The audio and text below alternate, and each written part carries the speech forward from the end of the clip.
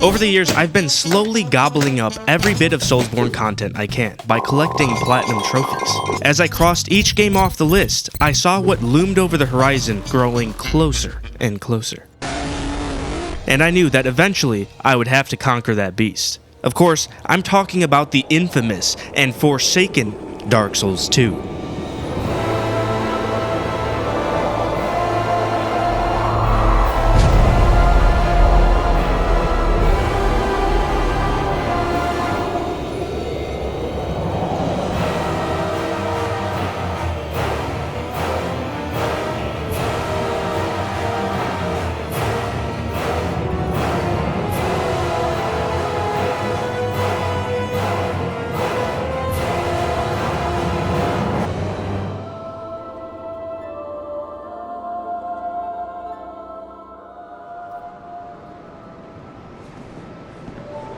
So since my introduction into the Soulsborne games, which was very late, it has become very clear to me that the community as a whole believes Dark Souls 2 to be the worst of the Souls games. And some even say it's straight up bad.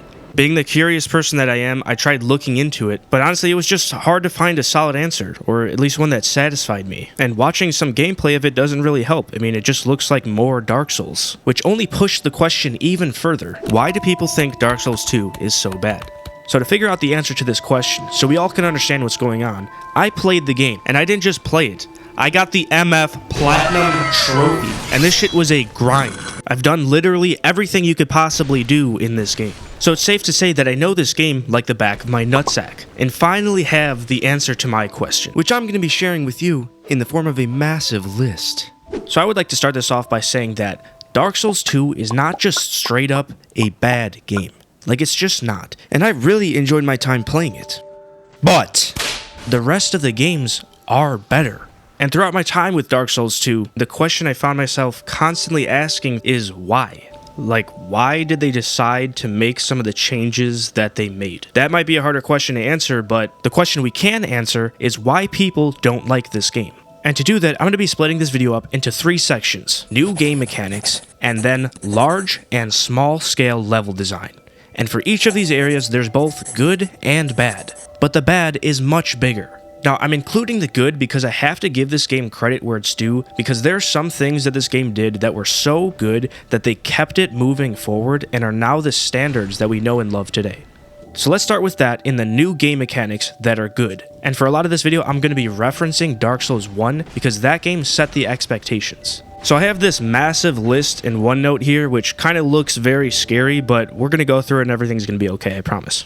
So the first thing we're going to talk about, teleporting between bonfires. This is absolutely awesome, dude. You could teleport between any bonfire you want, assuming you've first activated it, right from the start of the game. In Dark Souls 1, you had to play through like 75% of the game before you could teleport, and even then, it was only possible between select bonfires. So this is a huge upgrade. The next thing is the Estus Flask upgrade system, and this is the same exact system that we have in Elden Ring today. I'm talking about 2 types of upgrades for your flask. One that upgrades the number of uses, and one that upgrades the potency of each use. And again, I think this is a huge upgrade over what Dark Souls 1 had, because there was only one upgrade material, and you could either use it to upgrade the potency of the flask, or to upgrade a specific bonfire to give you more flasks. Next thing is dual wielding. We also have this in Elden Ring. You need to have 1.5 times the stat requirements to do this, but I just think it's an absolutely sick addition. Next thing, twin blades. This is a weapon that they carried over into Elden Ring. Don't know why it skipped Dark Souls 3, but it did for some reason. Next thing we have here, life gems. These are basically healing items. They're not like a huge deal, but it's pretty cool to just have these on hand in a pinch. Next thing that we have here is absolutely huge, and I'm talking about stat respec. We had this in Dark Souls 3 and Elden Ring, but this is where it started. It works just like Elden Ring. You find these items called soul vessels in various locations, and then you take them somewhere and you could respec your character. It's exactly the same thing. The next thing is Pharos Lockstone / Fragrant Branch of Yore. Basically, these 2 items are both keys that open respective doors. Now, the only issue I had with this system was that there's like 20 times more doors than there are keys, and you never know if you're wasting the key or if you're using the key to unlock a crucial bonfire that would save you a massive amount of time. So that was a little bit overwhelming, but it's whatever. Next thing is burning items at bonfires. Basically, you sit down at a bonfire and there's an option to burn an item. There is an item called Bonfire Ascetic. This is something that I think is like sorely missed in Elden Ring. So you burn a Bonfire Ascetic at a bonfire and it resets all of the area's items and all of the area's bosses, and then it elevates that area into the next new game cycle. I feel like people have been asking for the ability to repeat bosses in Elden Ring for so long, and this honestly would be the perfect solution to that. And this leads me into the next one, which is New Game Plus enhancements. In all the other games, New Game Plus is harder, but it's just because they've raised the numbers of everything. Like, everything does more damage and has more health.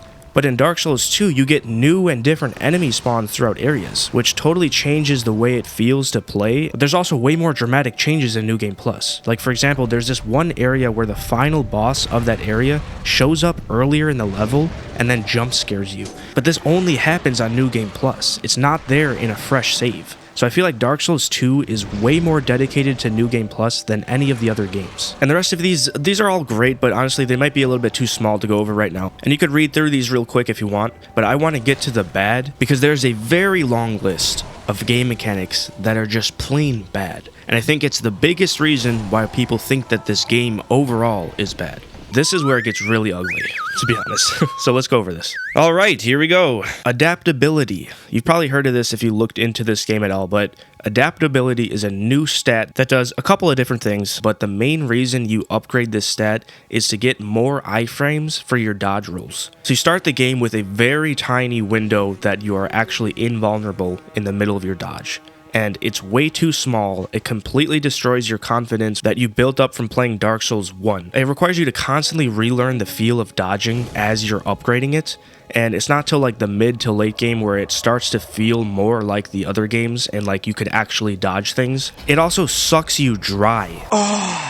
In like a bad way, not a good way. Like, it requires so many souls to get this up to a decent level that you just feel like you're wasting souls. Like, why couldn't these iframes just be there from the start? Next one here is Vitality. They also had this in Dark Souls 3. I don't know why they decided to continue with this. It's just dumb to have a stat completely dedicated to equip load. It just, again, sucks you dry. Here's one that's really stupid and dumb. Your health declines every time you die, and then it bottoms at 50%. And this is kind of like Demon Souls, but it's not as bad because in Demon Souls, the only way to get this back was to kill a boss. Whereas in Dark Souls 2, you can just use an item to get it back. But the reason why you don't want to do that is because the item you use is a human effigy, which is like the multiplayer item of this game. And there's so many other uses, and it's such a very limited item that it's just really not a good idea to be spamming these effigies every time your health starts declining. So you basically just deal with the health debuff. You could also use a ring that raises the floor to 75%, and you're just going to have this on all the time. So you basically have 3 ring slots instead of 4. Just kind of dumb. I also feel like this is completely contradictory to the entire like philosophy of all of the Soulsborne games. The games are challenging and they're hard, but the whole like vibe of the game is that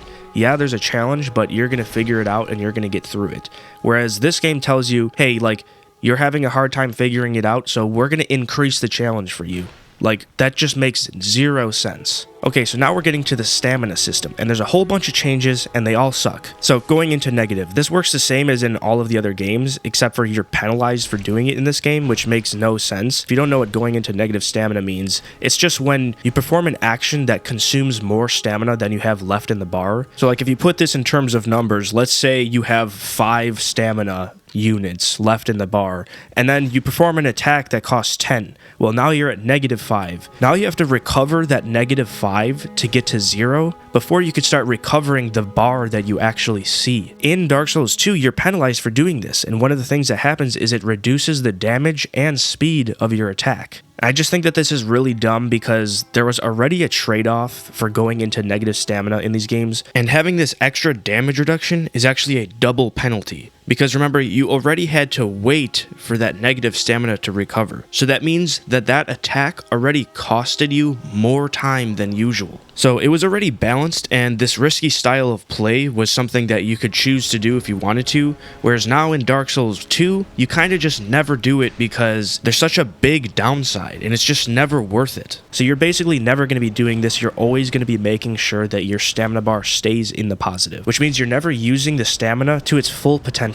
It's kind of wasteful. Going into negative stamina also prevents you from running until the bar is fully regenerated. Now, I thought this was a problem unique to Dark Souls 2, but after looking into it, it turns out this actually happens in all of the games, even in Elden Ring. But I only ever noticed this while playing Dark Souls 2, which leads me into the next couple of points, which is that there's simply not enough stamina in this game. Upgrading endurance doesn't give you much stamina, and certain things seem to cost way too much. So here we go, look at this. So that's how much stamina it costs to swing an Ultra Greatsword, the heaviest weapon type in the entire game. And now here's what it costs to just dodge. So you can see dodging is basically like swinging around an Ultra Greatsword. And this is on New Game Plus after upgrading the shit out of endurance. So you're not going to be dodging much because it's going to cost half of your stamina bar. I just don't get why it's so much. It wasn't like this in Dark Souls 1. And it's not really pleasant to just like stand around in boss fights all the time just waiting for your stamina to recharge. I used the stamina regen ring and it still was like not like helping enough. It's not good. This next one, conditional weapon damage. Absolutely infuriating, okay? So the damage of your weapon is lowered for all kinds of reasons.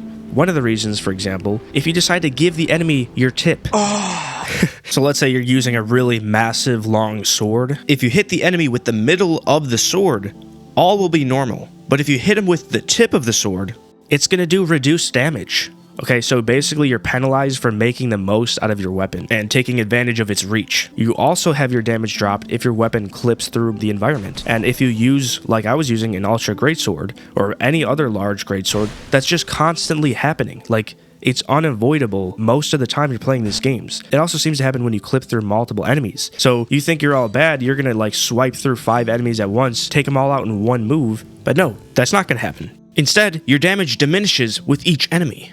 There's also like undetermined sources of damage drops. Watch this clip right here. I'm using the same moveset of the Ultra Greatsword. It's a two-handed light attack. So I go attack this guy once, one-shots him. Now I walk right over here to another of the same enemy, and now it doesn't one-shot him. And I really don't know why. It almost seems like there's a random modifier on the damage of your weapon, where it just like randomly goes up or down. Or it's like there's a random modifier on enemy health. Like, it's unexplainable. I really don't know what's going on, and it's very annoying. Also, I don't know if anybody else plays like this, but when I play these games, I kind of really rely on the knowledge of how many hits it takes to kill certain enemies. So if a particular enemy takes only one hit to kill, I'll save that knowledge for later, and then in a moment where I'm like trapped in a corner and there's that specific enemy in front of me, I know I could kill it in one hit and then move on. But in this game, that doesn't happen because there's random debuffs that lower your damage, and now the enemy will suddenly take 2 hits. And so you kind of like don't ever know what's going to happen when you're attacking an enemy.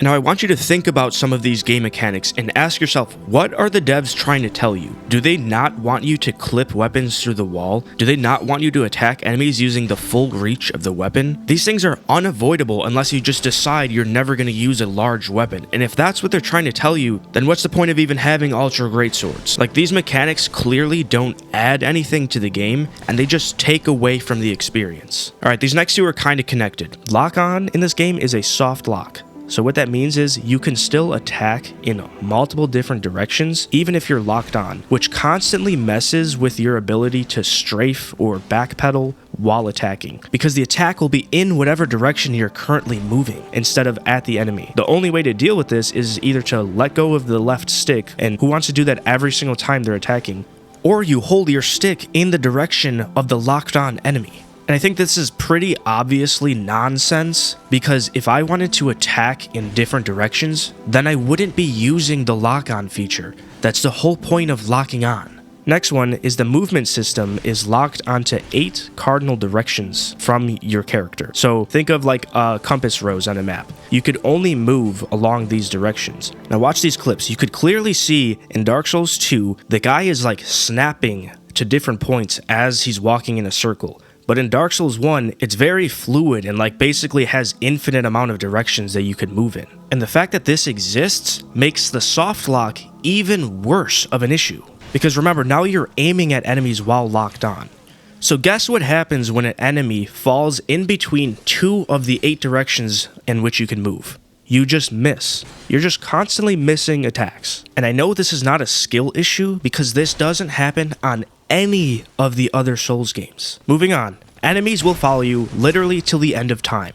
And this is connected to the next 2 bullet points that I have. So, enemies have an insane aggro range, way longer than any of the other games. That's all fine and dandy, but the problem is that this aggro range is only an initial thing. So, you walk into the range, you aggro the enemy, but if you step out of that range any point after that, it doesn't matter. They no longer have an aggro range, and they will follow you forever. The only time that they do stop following you is once you meet invisible thresholds that were specifically set by the devs. And now this ties into the next part, which is that animations are only partially covered with iframes. So this is a scenario that happens all the time. You run past a bunch of enemies to retry a boss. You aggro the entire area because they all could see you from miles away. All 30 of these enemies follow you despite your increasing distance. And then once you get to the fall gate and try to cross through it, you get ganked and insta-killed because you're not protected during this animation. You're just stuck, but completely vulnerable. The same thing goes for other things like chests, doors, and levers. Chests will take like 3 times as long to open in this game as all of the other games, and you could just get hit during it. And now for doors, what I'm talking about here is not doors that have like a key to open or like doors that unlock a shortcut. What I'm talking about are just plain old regular doors that are everywhere, and they're there just to slow you down. They're literally like speed bumps on the road. The door opening animation is slow, and again, you could get hit during it. And then to top it off, all of these doors will close again once you reset the area. So you have to open them every time you go through these areas. So from the last bunch of things that I just talked about, my understanding is that they don't want you to run past enemies, which I kind of understand, but there's already an incentive to not run past enemies the first couple times you are going through an area, because if you do that, you're gonna miss all of the souls. You're not gonna be able to level up, and every boss you fight is just gonna insta-kill you. But when you're on your 10th try in a boss, you don't wanna kill the entire area every time. It's like the area before the boss is actually part of the boss. Moving on. Illusory walls in this game are completely hidden, and there's way too many of them. When I mean completely hidden, there's no like clever little trick. These things are hidden in just flat, blank walls, and they're all over the place. So you always feel like you're missing something. And what makes this even more insane is that you don't roll into them or attack them to open them. You just press X. So you're telling me I gotta walk around the entire game just spamming X on every single wall, no matter if it looks like there's an illusory wall there or not? And also, some of these hide really big, crucial bonfires. Like a bonfire that would save you a huge amount of time. So the illusory wall system in this game is just not good at all, and that feeling of like finding a special, cool secret is just completely gone with them. This next thing kind of happens a lot in these games, but it happens way more in this game, and it's that hitboxes are constantly scummed. You always get hit by stuff that doesn't seem like it should connect, and it's happening way more often. And here's just a quick example. So we got this red phantom here, and watch how he hits me even though he didn't even swing. And we're gonna watch this frame by frame. Let's go. So he starts his swing, and now I already am in the middle of my swing. I hit him, and this is how far his swing actually gets. Nowhere near my body. Yet, a moment later, you see my health bar take some damage. Like, what? And here's another one. You're telling me this hit? I'm completely clear. Alright, moving on to the Estus Flask. Healing in this game takes way too long. This game is generally faster paced than Dark Souls 1. Yet healing takes like 3 times as long because you have to wait for it to happen. It isn't an instant heal. It isn't even like a fast heal. It's like this slow regeneration. It's like casting a regen spell. And honestly, I don't even think I'm going to talk about the rest of these, but just know that enemies don't respawn infinitely, and you can't farm them unless you join a specific covenant. Like, that's a thing.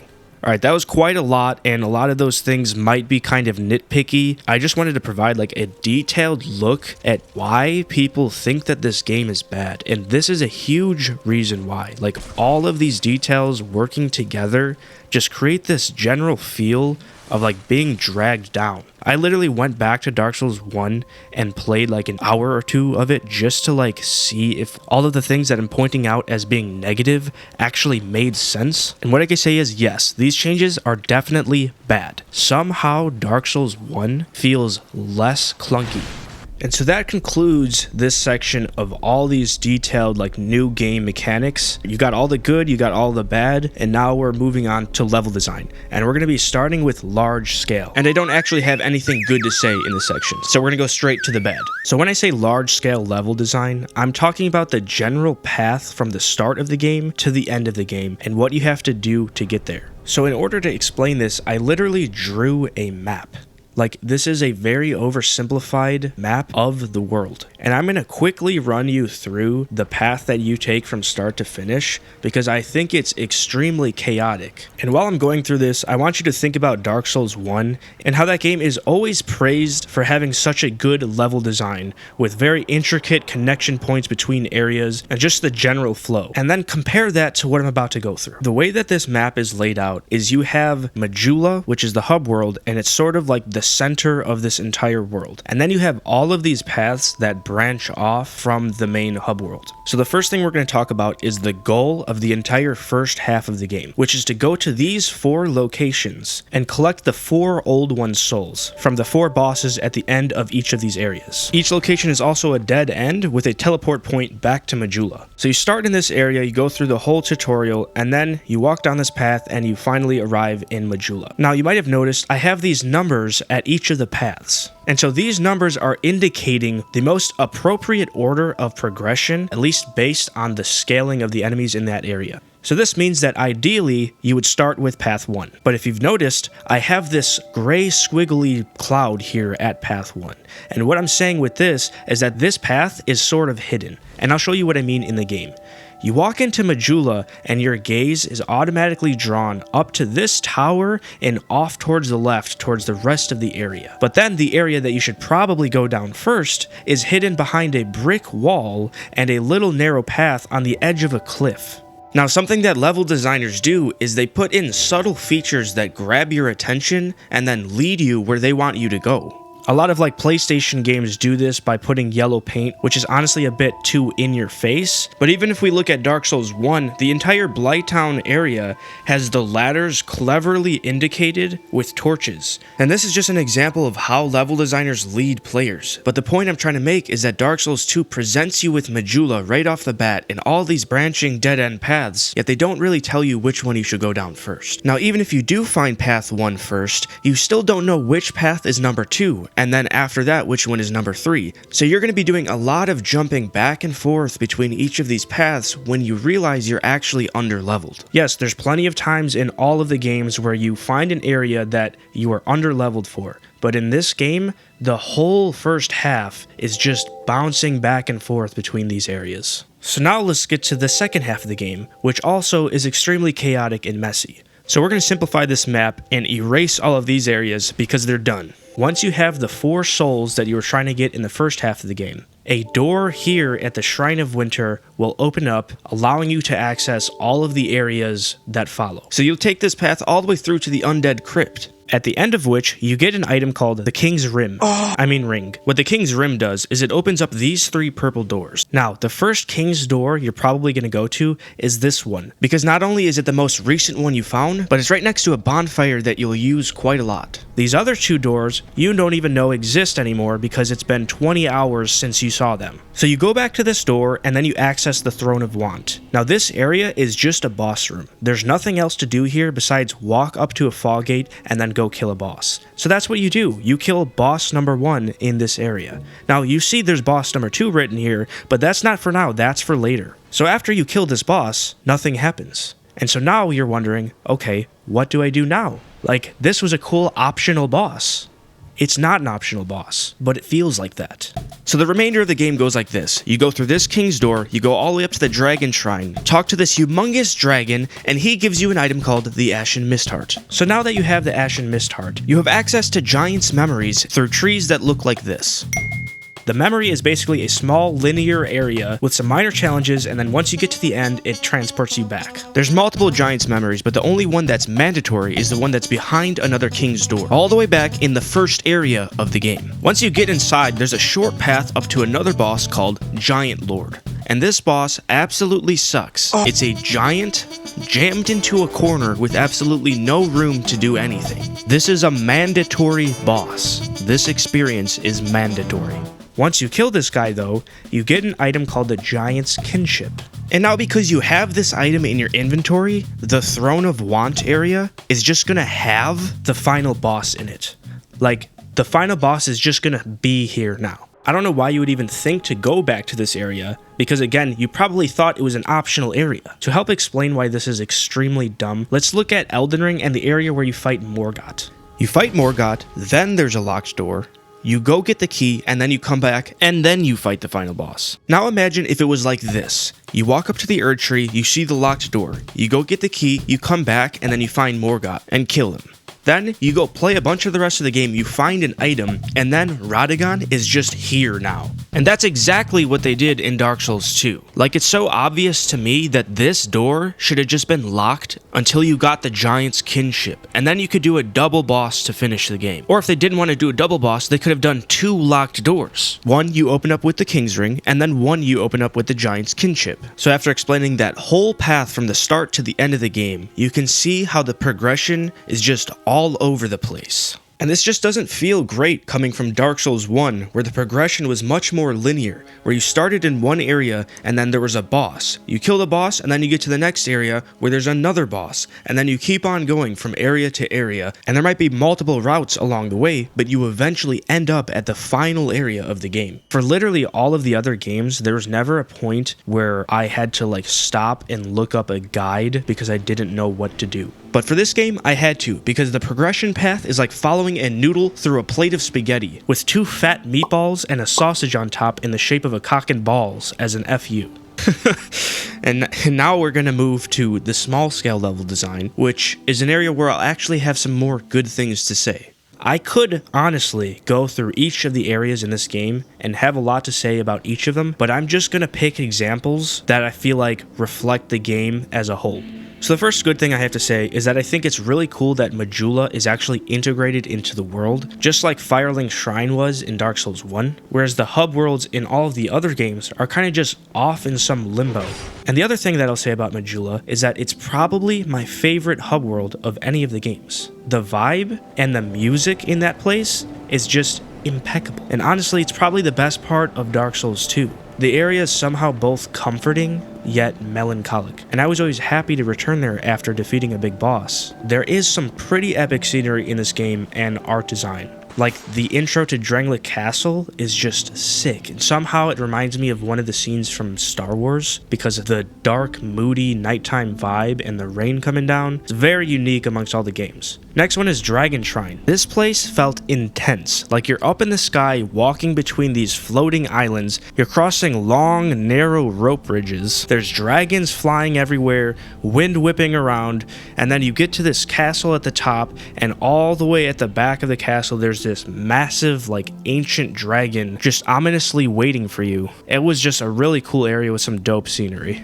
And honestly, I didn't even talk about the DLCs yet, but because I was playing the Scholar of the First Sin edition, which is kind of like a soft remaster, I got access to all of the DLCs, and honestly, I think these are some of the best areas in the game. Next thing is there's one specific boss where they did something that I've never seen before. The Flexile Sentry boss, you fight inside of a pirate ship. That alone is sick. Over the course of the fight, the pirate ship is slowly sinking, and the boss room is filling up with water. And once it fills to a certain point, the boss gets way harder because you become really slow. And I just thought this was like a really cool idea. And that's it. That's all I got to say about the good. And now we're on to the bad. So now I'm going to talk about the design philosophy for many of the areas in the game. It's almost like their template for every area is like an Indiana Jones booby trap dungeon. Like, think of Sen's Fortress from Dark Souls 1, and imagine if they tried to replicate that over and over again with like a different style every time. That's what a lot of these areas are. So you're constantly being like ambushed and like tricked every time you take a step. And I know all the other games have their fair share of being ambushed, but this is like a new level. It's just all that happens the whole time you play. And now this game does have really good areas, like the Forest of Fallen Giants I think is a really solid area and it's fun to play, but then you go from something like that to the Shrine of Amana. This area is the single most awful area I've ever played in any Souls game, including the Poison World in Demon Souls. It's dark as hell and covered in water. This makes you really slow, you dodge slow, you can't see the floor through the water, but there's holes everywhere where you could fall and die. Look at this, you can't see anything. There's enemies hidden beneath the water level that you can't see, and they're everywhere. You're just constantly getting jumped by these guys. And then there's these magic spammers, which might be the most annoying enemy in all of Souls. The reason why these guys are so annoying is because they have an insane aggro range, which we've talked about before, but they shoot this homing missile at you, which does way too much damage. It's like if I was somehow able to snipe you from the other side of the map, but then I'm dealing like great axe damage. Like that's what's going on here, and these little wizards are all over the place. At any given point in time in this area, you got 2 or 3 of these homing missiles coming at you while you're trying to attack 2 guys that you didn't see under the water. Also while not being able to run at full speed. Now, factor in all of the dumb mechanics that I was talking about in the first part of this video, this area is a nightmare. And then you also got areas like the Black Gulch, which is just a lane of hundreds of poison spitters. There's also enemies popping out of the ground, out of the walls, and then an invader shows up and you're supposed to fight him amidst a poison dart field. And the only bonfire in the area that makes this easier is only accessible if you have one of those key items that we were talking about earlier. And like I said with the Forest of Fallen Giants, there are areas that are really good, but there's always just something about them that has to come in and ruin it. For example, Earthen Peak is actually really fun. It's a really cool area, but the way the last boss is handled just sucks. So you have this bonfire that's right above the boss room. And by the way, it's behind an invisible wall that you just have to click X on to open it up. So you drop down and then there's these 2 guys guarding the hallway to the fog gate. You could run past them, but there's a very good chance that while you're trying to cross through the fog gate, you're going to get smacked. So you're going to start the boss with already half health. Then once you get into the room, the entire room is covered in poison, which not only poisons you, but heals the boss. But you can make this easier by removing the poison. And do you want to know how ridiculous this is? So this is how you remove the poison. You go back to a previous bonfire in the area, and then you go off the beaten path to this little cliff edge where there's this windmill. And now what do? You light the windmill on fire. Like, what? Windmills are not a thing in this reality that you light on fire. There's no reason why I should ever think, hey, I'm gonna go light this windmill on fire. Why? I don't get it. So that clears the poison out of the boss room. It doesn't actually clear all of the poison, it only clears some of it, and that makes the boss fight actually feasible. And there's something even more ridiculous in this exact area. After this boss fight, you go to an empty room where there's an elevator. The elevator goes up. And by the way, this is an image of the area. So as you're riding this elevator up, you're just thinking, hey, I'm going to like the next section of this tower. Like I'm going up to the top level now. Do you want to know what happens? The elevator takes you up out of the tower and into a land of volcanoes and lava. So you're telling me that this lava pool is floating above the tower? Why wasn't it visible from the ground? Like these areas are just completely disconnected and it's very random. Another way that areas are spoiled is by complete like nonsensical interior designs. Let's look at Drenglich Castle. You walk into this grand front entrance hall with a double staircase leading upwards. This staircase leads to a throne room and nothing else. And the main path is actually going around the stairs, through the back, dropping down into the basement, and then finding a bonfire there. Then you go to this room where there's like 10 different secret doors. Well, guess what? One of these secret doors is the main path. I'm assuming all of these are side content. So you go through this main path, and you're just walking through a bunch of like random rooms with nothing in them. Like, you don't even know what room of the castle you're in. And this continues for room after room after room. And they all look exactly the same. Oh, this one's got a lady in the background that you could talk to, but it's also empty. And then there's a boss around the corner from this last room. Now, all of that I just described, you can walk through in like 2 minutes. So it's not a long path. But the point I'm trying to make is that for such a grand and epic castle, there's like nothing here. They make you run through a path that just feels like a random assortment of video game assets. It feels like you're looking at one of those liminal space images, where you could tell what you're looking at, but also you have no idea what you're looking at the same time. It's like we're running around in the back rooms over here. Now, I know all of the Souls games have this feeling to at least some extent, but at least in like Dark Souls 1, you could tell what part of the castle you're in. Like right here, I could tell I'm in a bedroom right now. It's not just a room with brick walls. Alright, we're reaching the end of the video here, and the last thing I want to talk about is the torch mechanic and the levels that they designed based around it. They introduced this torch mechanic to you like right away, like it's a big part of the tutorial. So you're thinking, oh, okay, this is going to be a big part of this game. No, there's only 2 areas of the game that were actually designed around the torch mechanic. And when I say designed around the torch, what I mean is that it's part of the level to go through and light all of these standing torches so that you can see and figure out how to get through it. Now, like many of the other areas in this game, these 2 areas are both designed so that you can get jumped, mugged, ambushed, sucker punched, and every type of surprise attack known to man. And it happens in the dark. And I didn't really go over how this works exactly yet, but the torch in this game is not like a weapon that you could equip in one of your hand slots. It's just always on you, and you can only access it by going up to a fire source and then using the prompt to light it.